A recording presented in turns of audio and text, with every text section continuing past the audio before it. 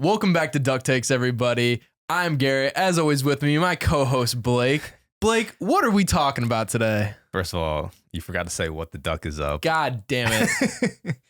How was that intro?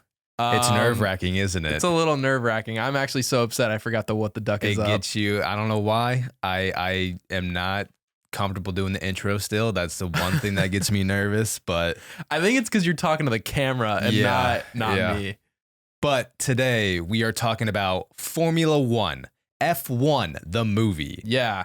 I'm not going to lie. I feel like it lost a little bit of aura with the F1, the movie part. Yeah. Like, how hard would it go if the name was just F1. Formula One or F1? F1's the hardest. I mean, yeah, because on the posters you see F1, the movie, but then it like on whenever you look it up online, though, it just says F1 parentheses film. So it's weirdly marketed in that sense, but nonetheless, maybe for like legal reasons with the actual F1, they had to distinguish it. Nonetheless, a summer blockbuster that both of us have really been looking forward to. So excited to talk about this. As you can see, I am wearing my Formula One Miami lanyard from when I worked this past year at Formula One. Shout out to my friend Bowers and his family for always thinking of me for working the event. Dude, you're like, after seeing the movie, that tag makes me more jealous and makes me want to go to the next one. Dude, especially with like the Miami Vice design to it. It's got, the Miami colors as well. I mean, not for that. I just want to go see some cars now. Yeah, no, I mean, we're busy the whole time. So like you don't really watch too much of the race, but it's really cool because whenever the race is about to end, when there's 10 laps left, 5 laps left, none of the customers really give too much of a fuck if you're like sitting there watching, because everyone's watching the race at that point. Yeah. So that's really, and also I'm sure they're not focused on food and drinks. Right. They're like glued to the sometimes track. One year, the first year I was there, this one part of the high rise is like, because I work up in the suites and there's a lot of companies that buy out these suites for the weekend, which is really expensive. And the first year I was there, the one suite, they wanted 200 glasses of champagne within like 40 minutes to be able to toast on the final race, at the final race, or the final lap, my bad. Yeah. That didn't happen this year, so we were able to just watch the last few laps of the race. Yeah. So that was really cool. And then, I mean, just the event as a whole, you just see how much money is in this sport. So much money. And you notice that when you watch this movie as well. Oh, yeah. But like, I don't think people, at least in the States, because it started over in Europe, but I don't think people in the States get the sense of like how much money really is in this sport. And but I feel like F1 is becoming more popular in the States as they've introduced more Grand Prix over here. Yeah, bro. And that, I can guarantee you, they're going to get a hell of a lot more fans after this movie. Yeah, no, for sure. I mean, Miami's just signed up to 2041 with Formula One to host a Grand Prix there. I don't blame them. Yeah. So we'll dive more into that once we get into movie. But as always, what have you been watching besides Formula One? Oh my God, I know what you're going to say. I've been lacking a little bit on the movies this week, as I have dipped my toes into Love Island. Damn it, bro. Hey, man, it's a phenomenon for a reason. I had watched a previous season, so this isn't my first experience. Did you? Yeah, with my ex. Wow. Yeah, man. Wow. So yeah, I had watched some Love Island previously, so it's not my first introduction to it, but I mean, it is entertaining. Like, reality TV at the end of the day, like, you can hate on it all you want, but that shit is entertaining. Suck you in. It sucks you in so easy, bro. So like, easy. You could be the biggest hater, but if you're dating somebody or you're in the house with somebody and they throw that shit on, like, you could try to ignore it all you want, but your eyes are gonna go. What I got constantly. I got sucked into Perfect Match last year. Okay. Or last year, Love Is a few Blind? years ago. No, it was Perfect Match. Okay. It was when Dom and Georgia, Australian girl, who won. And then, of course they broke up afterwards. Yeah. But Yeah, I got sucked in. I got reeled in. Yeah. Just like all that reality TV bullshit. Even when, The Bachelor and Bachelorette were popular on live television, I feel like that lost its order. Like everyone wants the Netflix reality shows because it's not censored. Episode. But it's also not censored. That like, too, yeah. Bachelor and Bachelorette, it was still on ABC, so there's still guidelines they have to follow. Nah, dog. These Netflix doesn't give a fuck. No, they're letting it loose. Spreading it open and letting it loose, seeing what sticks to the wall. All right. You watch some episodes and you tell me. I mean, you're not wrong, you tell but me. Jesus. You tell me. But yeah, so I watched like a few episodes of that. After watching F1, I immediately went home and watched Gran Turismo. How was that? It was good. Yeah. It was enjoyable, not nearly as enjoyable as F1 in my opinion. I think F1 is better. I don't know. I feel like I just like connected with the characters more in F1 and like I know we're gonna get to it in a second when you talk about what you've been watching, but like yeah, you compare that to Ford versus Ferrari, bro. Oh my God, Ford versus Ferrari. Yeah, what have you been watching, Blake? Yeah, so after watching Formula One, F1, I was in the mood to just watch some more racing movies. You've been telling me about Ford v Ferrari for a while now. So good. So I threw that on and fucking banger. Dude, it's so good. Good. It's like honestly, it might be my favorite Christian Bale performance as well. He's so good. It's really good. I love his character so much in that movie. No, his character's great.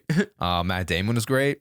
I mean, Matt Damon is in so many good movies. He really is. I'm really loving like the back half of these actors' careers and the projects that they were choosing between Matt Damon, Brad Pitt, Christian Bale. Like it's just all so good. Yeah, I really liked the friendship that they had. I connected with the characters. I felt more of the emotional weight in that story. They make you feel the emotions a lot more. I also thought it was a really cool like part of the history. Also going through what's his name?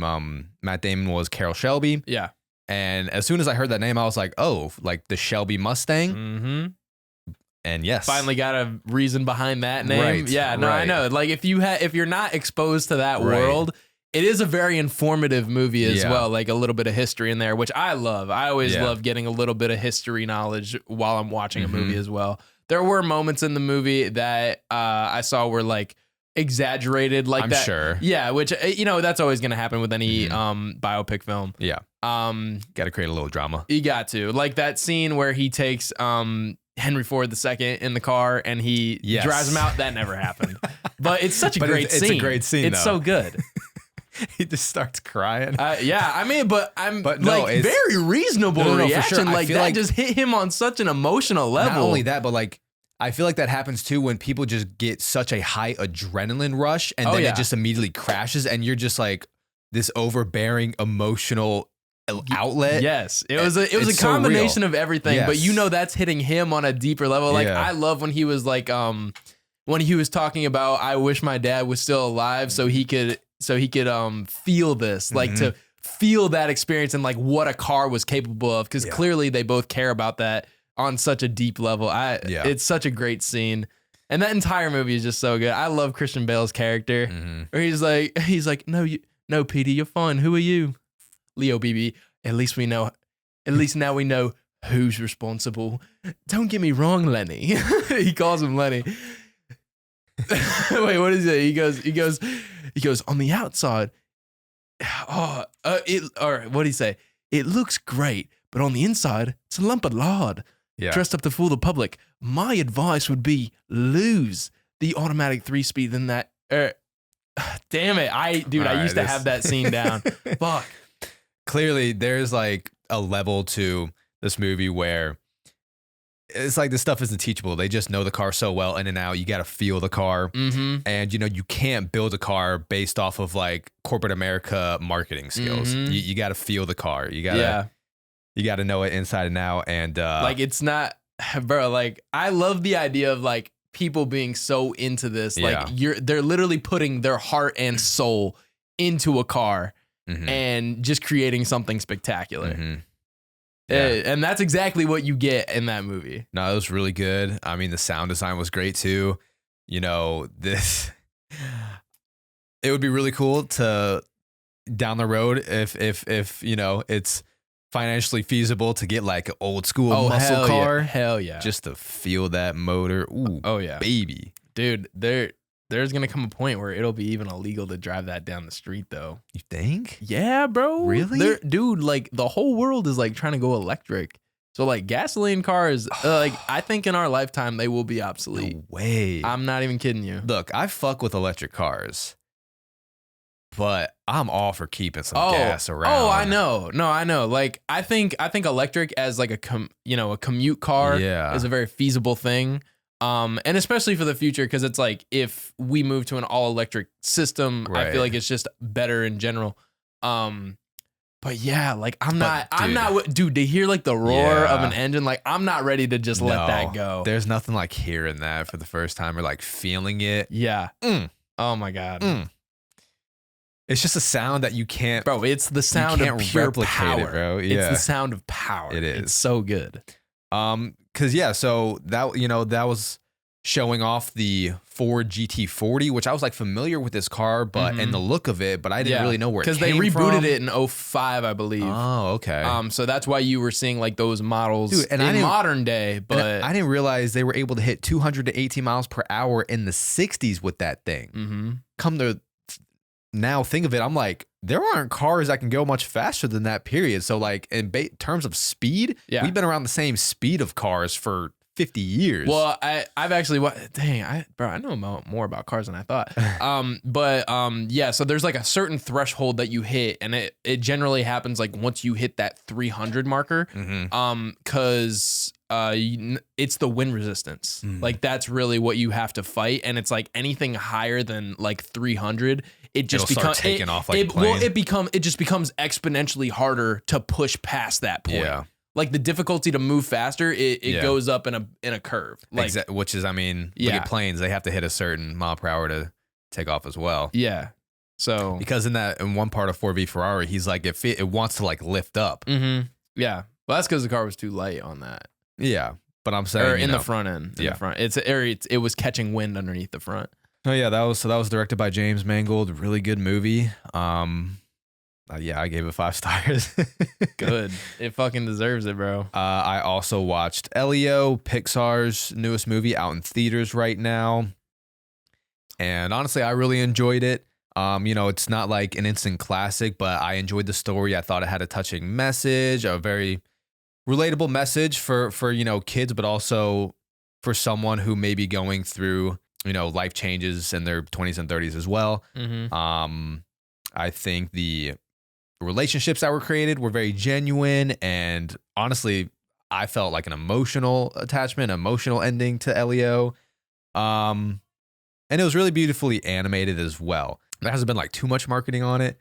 So, but I feel like I see it pop up all the time on my TikTok. It's funny, Pixar posted on their official page, you know how people on TikTok who have been doing the trend, they'll say something to the back? Yeah. And then it'll be who said that? Yeah. This one girl did it, and she was like, you can't complain about not having original stories in theaters if you keep just seeing sequels and all this stuff. And she turns around and goes, who said that? Yeah. Well, by the way, Elio is out, and Pixar posted that on their official page. So I thought that was funny. That's funny. But no, it was good. I have been making my way back through the Jurassic Park franchise. As I think we talked about on the last episode, I have made my way now to Jurassic World Fallen Kingdom. I am now on Jurassic World Dominion to rewatch, which I'm not looking forward to that one. However, Jurassic World Fallen Kingdom, I did enjoy more on a rewatch. Interesting. That's the one where they're at the mansion and they're having that auction of the dinosaurs. Yeah. It's definitely too long of a movie. But I will say, when they go to the island and they have to save the dinosaurs and they leave the island, and there's that shot of the Brachiosaurus, whatever. I don't fucking know. Just go. You don't know dinosaur name? No. I don't know dinosaurs like that. Anyways, the volcano's erupting, right? The island's being destroyed. The dinosaurs are being killed. Yeah. And they have to leave some of their dinosaurs behind. Yeah. I was kind of sad. You feel for the dinosaurs. I know that scene. That was in the trailer. That was in the trailer, possibly. It was in the trailer. You also really start to care about Blue, the Velociraptor, in this one as well. Yeah. So it was weird. I was like, I'm feeling more for these, it's kind of like in a Universal Classic monster kind of way where they're seen as monsters, but you realize you start to care for them and they're not the real monsters. I mean, they're not monsters. They're just animals. I know, but you put them in a world like today, they technically are, monsters. I mean, what did Henry Wu say in that one? A monster is subjective. To a canary, a cat is a monster. Oh, okay. We're just so used to being the cat. Interesting. Yeah. I thought that was a good analogy. It's funny that you've been watching that because like some videos have been popping up on my TikTok and it's this guy. I don't know the account, but he's been breaking down everything that is wrong with the original Jurassic World. World, like the original, and why like it's just stupid that this situation would even happen. Like how we get pissed in like horror movies when something is just like so easily avoidable, right? But there's a lot of he was making some good points. There's a lot of easily avoidable things that fucking dinosaur should never have gotten out of its enclosure. Well, I mean, that's the reason why 28 weeks later was annoying too. Is because it was just easily avoidable. And I know now that he's pointing it out, I'm like, actually, yeah, these are good points, and it's making me like Jurassic World less. No, have you rewatched it though? No, but okay, listen here though. Hang on, listen here though. Okay, so like one of the points he made was, how come the enclosure that they were keeping the Indominus Rex? How come the enclosure that had the Indominus Rex in it? Their screens that had like an overview of the cage, why wasn't that able to see where the tracker was on the dinosaur? Back at headquarters, they had the thing where they could see where the dinosaur was. And then they were like, it's still in the cage. Right. Why the fuck wouldn't the enclosure itself be able to see that? Like they shouldn't need to call headquarters for that. Also, she's driving away in her car to get a fucking cell signal. There should be a hard line. He said that there should also be a hard line phone so you don't have to go get in your car to try and get a signal and call headquarters. Also a very valid point. And also, how come within 5 minutes of not knowing where this extremely dangerous dinosaur is, you're in the cage? The last place it was known to be. I'm not saying people don't make dumb decisions in this movie, but like that was just one video, bro. It's like a 10-part series he made of everything he hates about Jurassic World, and that was just one part. Hey, I don't give a fuck. I don't give a fuck. I was entertained. Hella dinosaurs. And what I do like about Jurassic World is that, okay, we get to see what would have happened if they actually were able to open up a successful Jurassic Park world for people to come and visit. It didn't last long, clearly. No. But I enjoyed it. It is very like predictable and such, Hollywood predictable writing. Like, it's very stereotypical as well with his characters, like making Chris Pratt like the macho man, guy who lives in his van just trying to and like Bryce tell these corporate guys what to do. Dallas Howard, the corporate girl who doesn't all about the numbers, but then she's gonna have the character development of coming around and caring feeling about for the people animals and animals. Also, when she lets out the T-Rex and I'm like, bitch, start running, you're gonna get eaten. Oh, I know. I'm like that. She still had her heels on. Yeah, she still had her heels on. She did. Insane. She did. Yeah. I think it's an entertaining time though. It is. It's entertaining. I like it. You're not wrong. Yeah, but I like it. Yeah, literally within that one clip alone, I was like, okay, he's making some valid points. Like, whoever set up this fucking park is an idiot. Mm-hmm.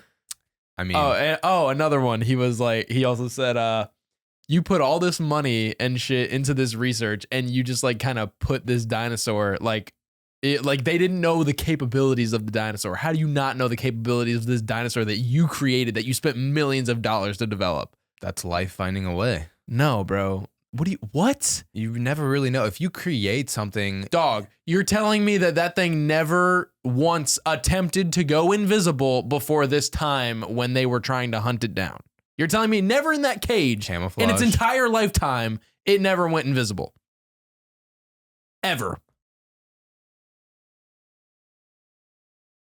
Bullshit. People learn. They should know all the fucking abilities of this dinosaur that they created.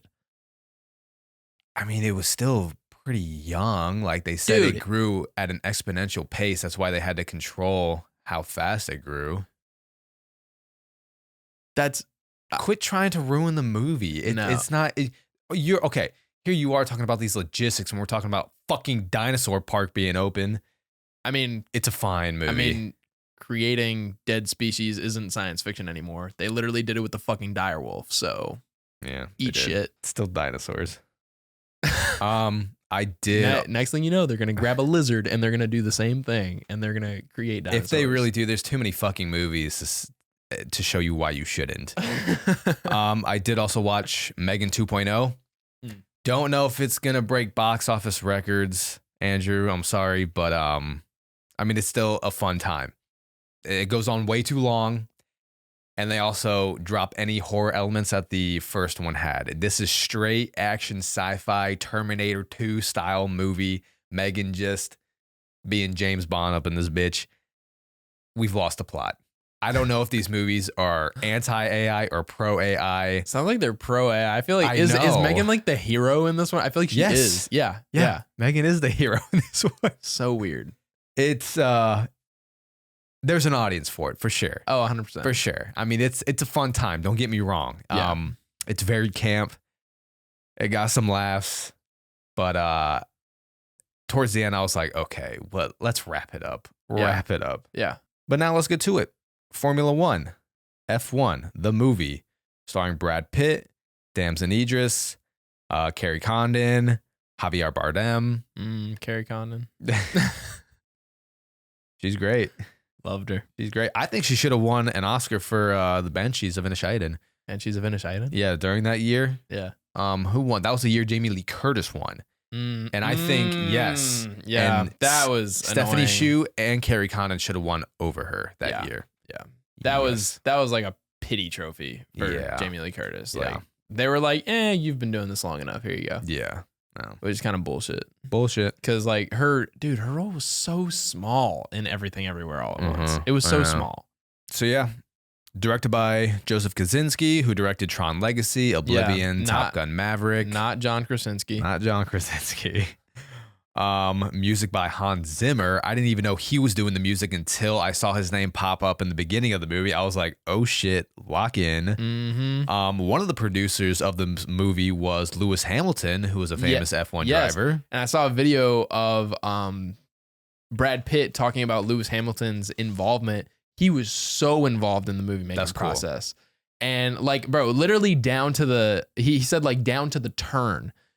He's like, nope, that's not the right sound. That's turn 12, not turn 16. Wow. Like he was that locked in. I love that. He's like, there needs to be more reverb on this. Like he's like he was trying to get the sound design just perfect. Oh, I love that so much. Yeah.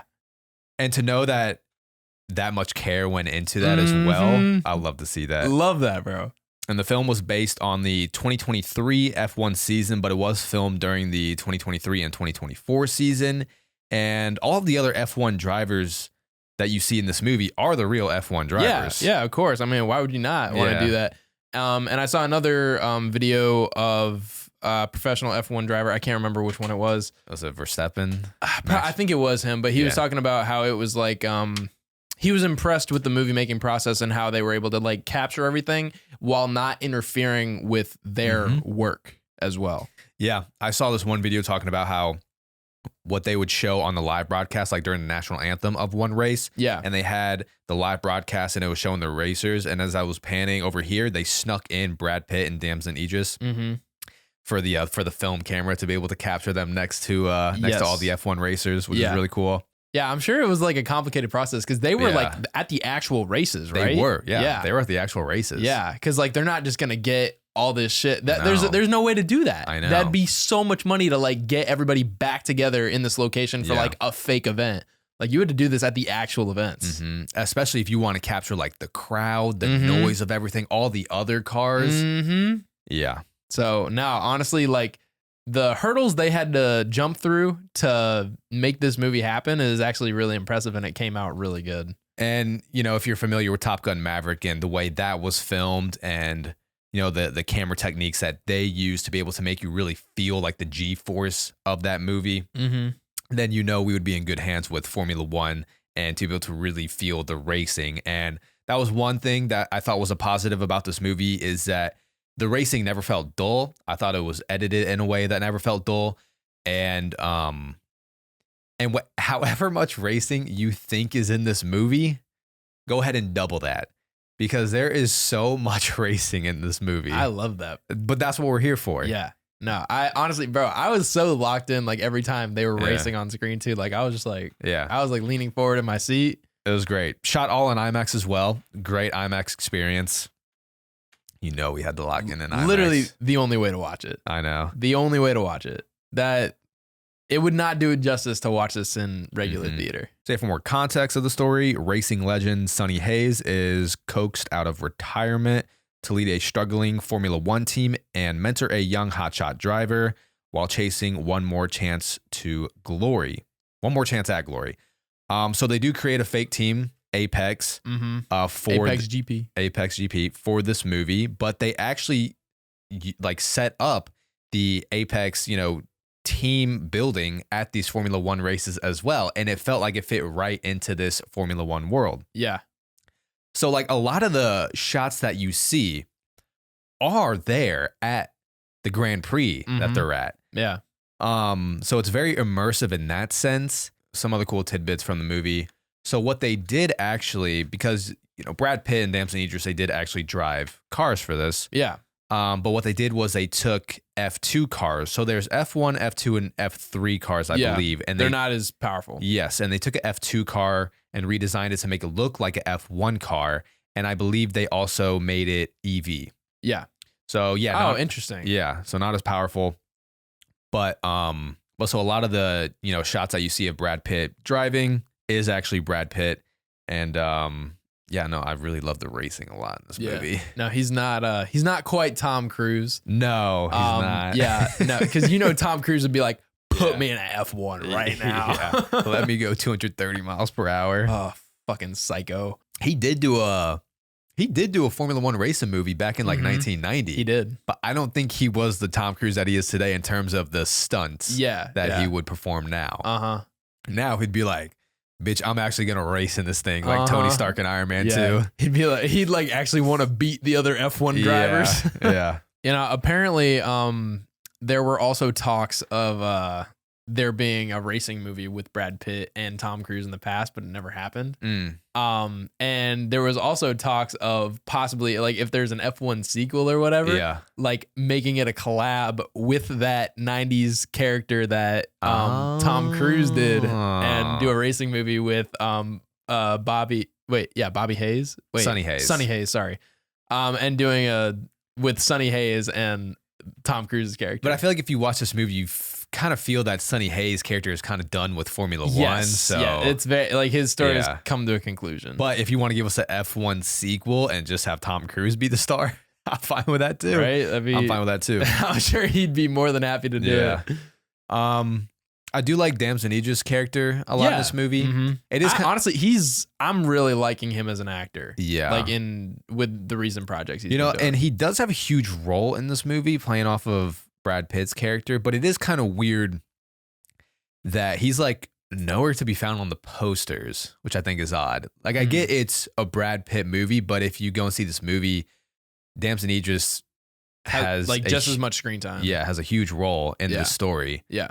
And like even on Letterboxd, you can't really find his a poster with him on it. Interesting. Which I think is weird. Racist. It seems kind of racist. A little racist. That's how they did our boy Finn dirty for Star Wars. I know. Over in China, bro. Crazy. Nah, I agree, man. Yeah. He's a huge part of this movie. But I mean, yeah, like Brad Pitt, you know, his production company Plan B is one of the production companies as a producer. I think Brad Pitt was paid $30 million for this. So like, I get he's huge. Like this is like his movie. Yeah. But I mean, maybe that was maybe that's more the motivation behind promoting him. It's his company, his movie. He's the star. He's getting 30 million. I guess. So maybe that's the motivation behind it. Yeah.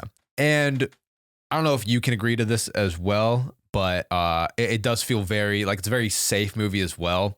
I think it has like that Hollywood blockbuster essence where, you know, it's predictable. You know how it's gonna. You know how it's gonna end. Yeah. But at the same time, you feed me any underdog sports story, I'm gonna eat that shit up. Yeah. No. Like a lot of people will hate because it is a little predictable. Yeah. But it's like, what do you want to happen in an underdog story? Do you want all this work to be for nothing? Right. And you just you finish second place or third place? Like, no, fuck that. Well, first Creed, he finished second. That's true. Remember? And also, actually in Gran Turismo, he also finishes third at the end. But still, like, that one was more about like even making this a feasible thing because they took a person who plays a car simulator and put him in an actual car. Yeah. And the fact that he finished third and even got on the podium. Yeah. That's an accomplishment in itself. Yeah. So what other likes or maybe dislikes? I mean, I really didn't have many dislikes of this movie. And that's what I made a TikTok video yesterday, or now the other day by the time you're listening to this. And I was trying to think like what I enjoyed more between 28 Years Later and Formula One. And it was interesting because... Oh, yeah, I saw your ranking. Yeah, because 28 Years Later, while I think I had more problems with it, I think the highs were really high for me. And I just like haven't been able to stop thinking about 28 Years Later. I think the music's a big part of that for you. Music's big, but also the cinematography is big for it too. The way it was shot, I really loved it. The effects, the practical effects, the prosthetics. All right, relax. Yeah, that'll burn right in your head, won't it? Yeah. Dude, it's funny, that guy, I followed him on Instagram. And, what guy? The Alpha. The Alpha? Yeah. Oh, okay. I think he's a wrestler. He posted this one video of him like dancing naked, but it was him in the prosthetic and done in makeup, but he covered it with an eggplant. I'm like, yeah, you cover that thing with that huge eggplant with the eggplant emoji. Yes, I understand. Yeah. But no, overall, I just like haven't been able to stop thinking about 28 Years Later. I saw Formula One. It's a good time, man. It's a predictable story. It's an underdog story, but it's a good time. It's a thrilling experience. You're there for the sound design. You're there for the racing. You're not as much there for the characters because like they are very, cookie cutter characters where it's like, okay, here's this guy who had potential to be the best in the world, but he had an injury that never lived up to his potential, an injury that, ended his career in the sport, but now we're bringing him back from the depth with this one last chance at glory. Bro is literally Doc Hudson from Cars, except he got the chance to race again. Yeah. So overall, just an enjoyable time, man. Enjoyable time. Yeah, and then you got people have been comparing it to Ted Lasso a lot as well. Really? Yeah, or like they're comparing Damson Idris's character to Jamie. Jamie Tart. Yeah, Jamie Tart, the cocky, arrogant, talented superstar, but lacks experience kind of thing. Doesn't know how to work as a team. Actually, he kind of knew how to work. Not really. I don't know. In the beginning, he knew how to work as a team better than Sonny. Yeah, he did actually. And then it kind of flopped. Yeah. Flip flop. Yeah. And then were they saying that Brad Pitt was Ted Lasso? I don't get that at all, man. I don't get the comparison. But the Jamie Tart one I see. I see that, but I don't get the comparison. Javier Bardem is great too. Yeah, I didn't even know he was in this movie until I saw him in theaters. I was like, oh, cool. Really? Yeah. Well, you're not a big trailer guy. No, so I am not a trailer guy. When the first trailer came around, he's like, I'm offering you a chance at Formula One. What'd he say? The only place where you're undeniably the best in the world. Yeah, the only place where you can say that you are the best in the world. Yeah. And it's true. Yeah. I'll take this over NASCAR for sure. Oh my God. Yeah. Yeah. Dude, just the variation of the tracks and just like the different conditions they deal with. Cause like, bro, NASCAR, rain, shut down. Yeah. They don't play that. Yeah, they keep going. They go in the rain, which is even crazier. They keep going in the rain. They have their hard, medium, and soft tires. Their hard tires for lasting longer, and then their soft tires for shorter. You know, they don't last as long, but they're better for grip towards the end of the race. The grip, yes. Yeah. There's like a lot of scientific details that go into this racing where you are just trying to beat the other car by a fraction of a second. Microscopic seconds. Microscopic. Like they're trying to figure out something that can push them forward by less than a second. Bro, even just the small change that they made with the wind things on the side. Yeah. Like that alone. It's crazy. And between that and the pit crew and everything, like, but I was really loving how much they showed teamwork went into this sport. Because I really did like that. Yeah. And like the facilities that go into it as well. Now I get Apex, you know, it was a fake facility that they created for this. Are you talking about like the training and stuff? Yeah, but I'm sure the Formula One facilities are like that. Oh yeah, no, that stuff is legit. Like with the reaction time thing that he was using. And you'll see all the time the neck strength training. That's a big thing. And like literally just because you're fighting G-forces the entire time you're in that car. So you probably have to have one of the strongest cores ever to do that job. The virtual realities of the training, practicing turns and everything. Like it. Yeah, no, that stuff is all very legit. It's a lot more than I thought goes into car racing. I mean, I knew there's a lot of small parts that go into it, right? But now that you get, you know, a front view on the big screen of it, you really are like, damn, holy shit. It's a super strenuous task. Yeah. And I really think that my eyes were open to that from Ford v Ferrari, because like that's another one that takes you through the step by step of like racing these cars. And especially like I'm going back to that Henry Ford scene where he took him in the car and he's like, you got to understand that this is not a machine that anyone can just easily control. I love the way he put that, because even the people that can control it, there's, you know, something could happen. Even the best person could fatally die because something just malfunctions in the car. Yeah, something malfunctions, or you know, some freak event like your car catches wind like it shouldn't, or something like that. Your nose could go up, and so the fact that driver has to put that much trust in that car as well to be able to keep him alive. Yeah, man. It's a wild sport. It's wild. And what I didn't realize too was in Formula One, there's like different eras of engines that they use as well. I forget all the different, you know, variations that they use, but like each era has their own different engine that they use. And you know, at first the sport was like very unsafe, and then they had to create, you know, regulations, because there was one race, oh my God, where I think like this was like back in the 50s, where like 80 people died. Jesus. You see in this story in F1, Brad Pitt's character goes through a horrific crash in the 1993 Spanish Grand Prix. And I think that got inspiration, at least what I was able to interpret in one of the YouTube videos I watched, in 1994 was like one of the worst weekends in F1 history, because there was 2 fatal crashes in that race. It showed, like, they were showing the dash cam footage of it right before the crash happened, and it was very reminiscent of the crash that happened in the F1 movie and Brad Pitt's character's past. So yeah, I mean, it's an interesting sport. It's a fun sport, but you don't really realize like how dangerous it is as well. I mean, like, yeah, it's dangerous. You know, they're going over 200 miles per hour.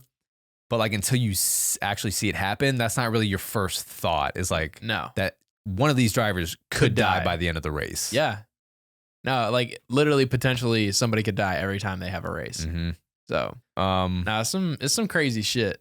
It is crazy. And just like how much money. I looked up Lewis Hamilton, who's probably the most famous F1 driver right now. Yeah. Dude, he's got a net worth of $450 million. Oh my God. Goddamn.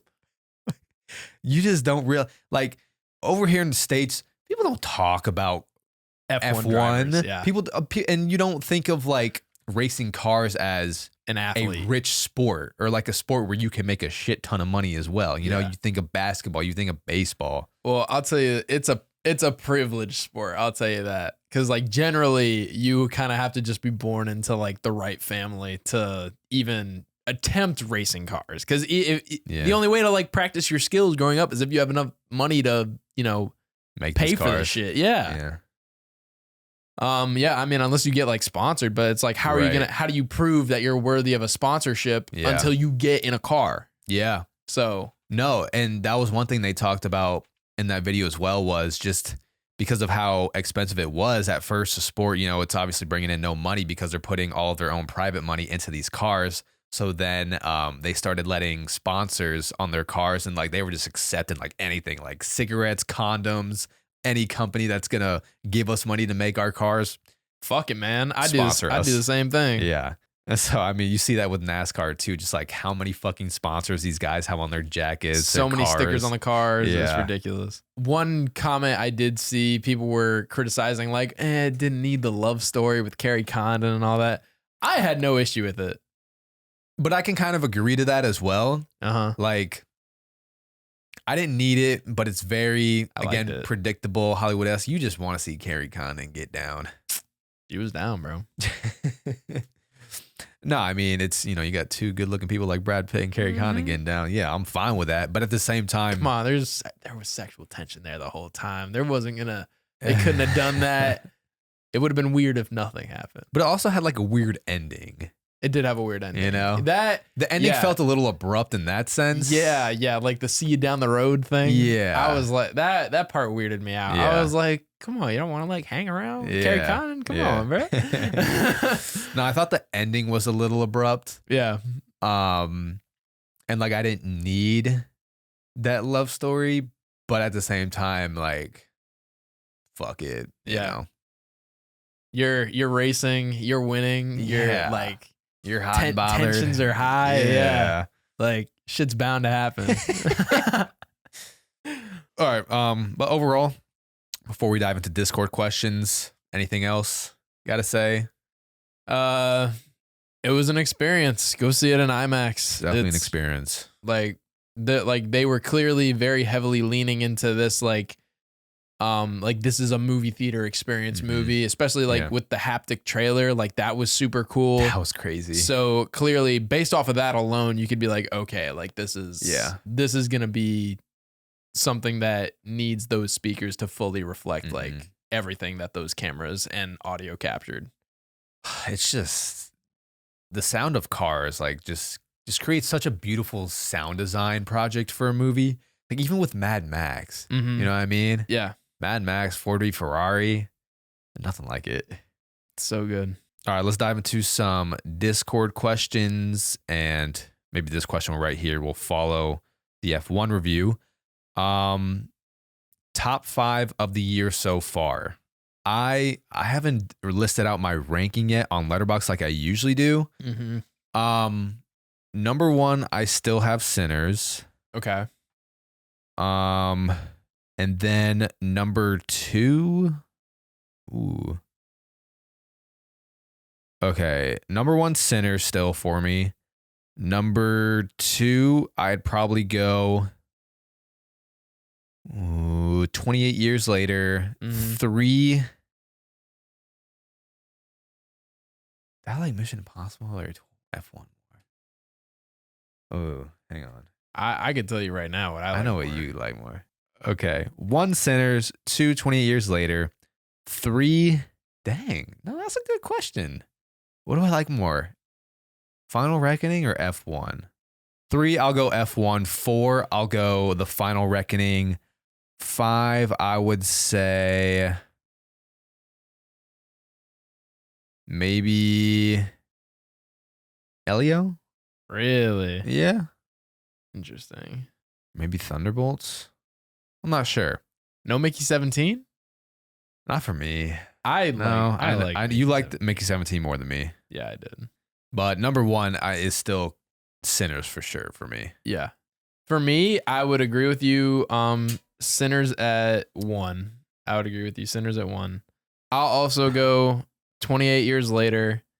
Then I'll go Then I'll go F1. F1's definitely Okay. I'm still matching with you on the top 3, I know. But then at 4, dude, Final Reckoning, I don't think is making my top 5. Really? Yeah. Like, wow. I liked it, but I'll go Mickey 17 and then Thunderbolts. Okay. No, I really like Final Reckoning. I do. Yeah. I do. You saw where I ranked it, so I know. I put it lower. Like, I could even put it in top 3. I'm not gonna lie. You're crazy. No, I could. You're crazy. The submarine sequence, the final act. Yeah, I could put it in top 3. Best performance out of all the recent movies recently. Damn, that's tough. Cause like, I won't say Brad Pitt gave like a crazy good performance. No, this was not like an amazing Brad Pitt performance. Like, he was good, but you know what? The kid in 28 Years Later. I was just about to say him. Yeah. He might have the best performance so far. The kid, what's his name? Alfie Williams, who played Spike in 28 Years Later. I think he gave a great performance. He did give a great performance. Or, I mean, it's kind of hard not to say Michael B. Jordan. And Sinners. Sinners. Yeah. Like, he had a really great performance, and especially the fact that he's playing 2 characters. Yeah. And you can just like feel the difference between those 2 characters when he's on screen. But even Miles Canton for film debut. Yeah. Very impressive. Great performance. Yeah. Dude, Delroy Lindo, who plays Delta Slim as well, he was great. I mean, there's a lot of great performances in Sinners. Remy, right? No, God, why do I keep saying that? No, Remick. Yeah. Yes, Jack Jesus, O'Connell. I keep wanting to say Remy for everything today. But yeah, Remick. That's another great performance. What's that actor's name again? Jack O'Connell. Jack O'Connell. Yeah. Okay. All right. What else? What's a movie you were excited for and has disappointed you so far? A movie that I was excited for 2025 that disappointed me. I'm not going to lie. I actually was excited for the Lilo and Stitch live action. Like, I genuinely was. So I would probably say that one would be what I've most been with so far, because like these other movies that I rated low for 2025, I wasn't looking forward to Snow White. I wasn't looking forward to some of these other ones as well, like The Electric State. Wasn't looking forward to that. Oh, maybe Brave New World as well. I would say Lilo and Stitch and Captain America Brave New World. Brave New World was disappointing. I think that'll take the cake, though, would be Brave New World. Yeah. Because I was definitely looking forward to that more. Yeah. I thought Marvel was on the upswing, but nah. Yeah. Oh, here's an interesting question. Will Superman be the biggest disappointment of 2025? No. It will be to someone. Sure, but not to me. I don't think it will be. I don't think it'll be a disappointment. I'm excited for it, but I'm also nervous. I mean, I'm nervous. I think I'll enjoy it. I think it's going to be good. What's a critically acclaimed movie you watched recently that you felt was overrated? That I've watched recently. Let me go to my Letterboxd diary and see if there's anything critically rated that I found overrated. Honestly, it's not like the most critically acclaimed, but 28 Weeks Later, I've seen a lot of people rate that 4 stars on Letterboxd. I think it also was in the 70% on Rotten Tomatoes for critics and audience. Yeah. I gave it 2.5 stars. So I'd say that fits the description for a critically acclaimed movie that I think is overrated. I'm in agreement with you on that. That one was not impressive to me by any means. Since 2000, which year do you think has the best catalog of movies, and do you think 2025 can make the case? All right, that might have to save. Yeah, that's like a whole video, bro. Yeah, I might have to save that for a whole podcast episode, because that would be an interesting episode, actually. Yeah, I don't have, the movies from 2000 to 2025 listed out. However, I'm just going to go over the year 2019, because I think that could take the cake of best year of movies since the 21st century. Because let's see, we got we have also I think 2023 could also make an argument. 2023 could make an argument. So 2019, I'm just going on IMDb. We have Midsommar, Third How to Train. Is it Midsommar or Midsummer? I don't fucking know. I've heard Midsommar. I've heard Midsummer. Interesting. Midsommar, How to Train Your Dragon, The Hidden World, Parasite, Once Upon a Time in Hollywood, Avengers Endgame, Knives Out. Yeah. John Wick Chapter 3, Ford v Ferrari. Yeah. That's helping the case. 1917, The Irishman, Ready or Not, Little Women, The Lighthouse, Doctor Sleep, Wow. Jojo Rabbit, Portrait of a Lady on Fire, Uncut Gems. I'm not an Uncut Gems fan. Neither am I. Ad Astra, It Chapter 2, Spider-Man Far From Home. Yeah, that's a good year. No, that's a good year. 2019 is a good year. It is a good year.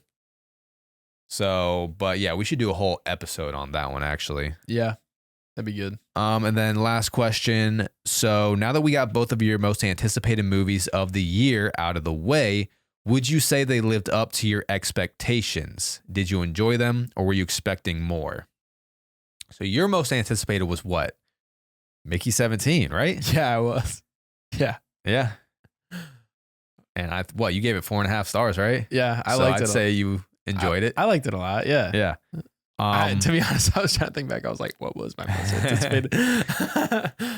And if I'm not mistaken, I believe my most anticipated was 28 Years Later. Maybe I was expecting like a little more, but overall, I think it definitely satisfied me. Yeah. And like I said, I can't stop thinking about it since I've seen it. So I would say it lived up to my expectations. I never want to have like too high of expectations for a new release, because then you don't want to go in and walk out disappointed. Yeah. Like you can't expect it to be like a perfect movie. Yeah. But no, I think it lived up to our expectations for our most anticipated of the year. Yeah. For sure. Both movies were very entertaining. Yeah, both movies solid for sure. All right. So before we Damn, I can't believe neither of us had Sinners as the most anticipated. Bro, I mean, it was in our top 5. Yeah, it was. You know what I mean? It was Ryan Coogler, Michael B. Jordan. Yeah, like we knew it was gonna be good. We knew it was gonna be good, and at least it was in our top 5 for most anticipated. But yeah, goddamn, it's still number 1 of the year. That shit delivered, bro. But dude, the reason why 28 Years Later got me so hyped was because of the trailer. That was one of the best trailers that I had seen in recent years. That was one of the most terrifying trailers I had seen. Yeah. So after seeing that trailer, there was just no way I couldn't have that as my number 1 most anticipated for 2025. Yeah. But now my most anticipated for the rest of the year, at least after the summer, after F4, after Superman, it's easily him, the football horror movie. Yeah. Dude, I keep seeing that trailer in IMAX, and again, that's a trailer that is getting me so fucking hyped. That trailer that when we just saw it again, before in before F1 and in the Point Theater with that giant screen. Yes. Oh my God. Yeah. Yeah. That was sick. I know. So I'm really looking forward to that. I think it's coming out in September, I believe. Yeah. God damn, it looks good. Yeah, it looks really good. And then before we head out, there has been some interesting developing movie news. That including the Batman Part 2 script is officially done and turned in. We are moving forward. Matt Reeves has finished the script. Let's go. I think a lot of people can let a breath of air out. I don't think people say that. I think a lot of people can let out a sigh of relief. There you go. Here's some big news too. It was also confirmed that Denis Villeneuve will be directing the next James Bond movie. Yeah, I did see that. Which I mean, I'm that makes me excited to watch a James Bond movie, because that's a character I've never really been too invested in. So now with a director that I really enjoy directing this movie, I am looking forward to that. I am kind of surprised that he's attaching himself to another IP franchise after saying what his feelings after doing Blade Runner. Like, he had a lot of stress about wanting to touch on something that was really beloved. Mm-hmm. So I am curious that now after doing Blade Runner 2049 and the Dune movies that he's now attaching himself to another IP. I mean, he does them good. I know. No, I mean, I feel like at this point he should just like have that confidence in himself. He's like, I'm not gonna fuck this up. Who would you want to see as James Bond? I've been seeing a lot of fan casts. Our boy George, you know who he wants now? Who? Damson Idris. Damson Idris. After seeing F1. Yeah. Yeah. Would not be mad. Would not be mad. I wouldn't be mad at that. Because there was a point where I was like, cast Idris Elba. Yeah. Yeah. Another Idris. Yeah. But now he's getting too old. So I'm like, a little too old. Damson Idris. Yeah. I've been seeing some Henry Cavill fan castings. Make Henry Cavill a villain. That'd be good too. Give him some more villain roles. I like him as a villain. I do too. He was good. Especially with the stash, bro. Yeah. Bring that stash back, put him in a villain role. Mm-hmm. You'll be cooking. I did see MGM had like a list of people that they would like Denis to take a look at for casting as Bond, which included Tom Holland, Jacob Elordi. I saw the Tom Holland. Yeah, nah, I can't. I don't buy it. Can't back that. I don't buy it. He's too small. He's too small. He's just not. He still looks like a kid. His voice is too high pitched. It's higher pitched. Like I just like that's like a man's role. Yeah. You know what I mean? Yeah. Like I got nothing against Tom Holland, but I just don't think that that's like a perfect fit for him. Like even Jacob Elordi, like he's got the build for it, but I don't know. I also can't really see that. Yeah.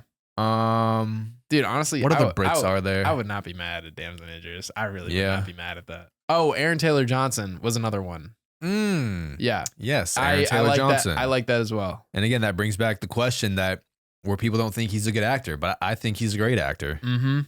No, I think he'd be good. Yeah, people are like scared to put him in like a starring role. I know. It's weird. Yeah. And he's got the looks for it too. Yeah. Richard Madden. Okay. I can see that. How old is he? I don't know, actually. He is 39. He's only 39? Yeah. Wait, really? That's actually like a perfect age for James Bond. Oh, yeah. Yeah, he's 39. I'd be down for that too. I like that as well. Yeah. Uh-huh. I would be down for that. Uh-huh. And then I think Theo James is another name that I've seen a lot. Theo James. Yeah, I don't really know his work very well, but he's 40. He was in the Divergent series. Oh yeah, I'm not really familiar with him. Yeah. No, I actually like Richard Madden. I think that'll work. I like Richard Madden and Damson Idris for and Aaron Taylor Johnson. Aaron Taylor Pierce is another one that I've seen. Oh, okay. The guy who was cast as Green Lantern for DCU. Mm-hmm. I'm sure there would be some scheduling conflict with that though, being in two big franchises at the same time like that. I mean, who knows? Pedro Pascal's in how many damn franchises? Probably, yeah. I don't know, man. We'll see. We'll see what happens. We'll see. And it was reported that Michael Bay will return to direct a new Transformers movie at Paramount. Not mad at it. No. Not mad at it. Our boy Alex Coleman will be very happy to hear that. Oh, he is ecstatic. Let me tell you what. I will say his Dark of the Moon propaganda has been working wonders on me lately. Deep Wang. Peak character. Yeah, no, honestly, like the first three Transformer movies, they do got sauce. They do. Enjoyable time. I think the Revenge of the Fallen is the worst out of those three, clearly. Yeah. But like, dude, the first Transformers is so good. It's so good. And the arrival to Earth scene, the music, the CGI. Bro, I can't be mad at Optimus Prime dropping one-liners left and right. Yeah. Yeah, and you bring back Peter Cullen to do the voice as well for the live action movies. Who are you without me, Prime? Time to find out. But oh man, fuck, go so hard. Megatron, let's tango. John Turturro, you got to bring back his character as well. Bring back his character. Alex Coleman was like, it's time to assemble the dream team for one last Transformers rollout. And he's got Shia LaBeouf, Sam Witwicky, Megan Fox. How would you bring him back? Didn't he canonically die? Yeah. Yeah. How would you fuck the canonically? Fuck that. Like, it was all a ruse. Yeah. Like, he didn't actually die. He faked his death. Tyrese Gibson. Left cheek, left cheek, left cheek. Nah, the first Transformers got so many great quotes. So many great quotes. Bring in Mark Wahlberg as well. Fuck no. Leave his character out of it. I know, I'm kidding. So I'm sure Alex Coleman is having a great time lately. Yeah. But all right, that's gonna do it for this episode of Formula One. Let us know what you've been watching this summer, and if you're keeping up with all the summer blockbusters coming out every single damn week. Every fucking week. Every week. There is like 2 new big movies coming out. Crazy. So let us know what some of your favorite watches have been recently. Make sure to give us a rating and review wherever you listen to this podcast episode, on Apple or Spotify. Make sure to check out the Patreon as well for some bonus episodes. Lately, we've been doing our King and Queen series. We've been doing a new series of, discussing who we think the King and Queen actors are of each decade. And also the runner-up of those decades as well. Mm-hmm. So we've done the 2020s, 2010s, and 2000s so far. Our next episode is the 90s. We're going to be going back all the way to the 70s. So it's kind of far back as our expansive knowledge will go. Yeah. And then at the end, we will also pick the overall King and Queen of from the last 50 years. Yeah. So check out those episodes on our Patreon. Make sure to check out our Summer Blockbuster merch as well. 15% off on all merchandise. The code will be on our website. We just released some fire logos. Shout out to Drew as always, especially with the Jurassic Park logo of Duck Takes that, again, might be my favorite new logo. It's good. Gas. It's really good. It's gas. So go ahead and check that out as well. And we'll see you next time. See you on guys. Duck Takes. Oh, you cut me off, bitch. Damn, I didn't say it again. We'll see you next time on Duck Takes. Bye, guys.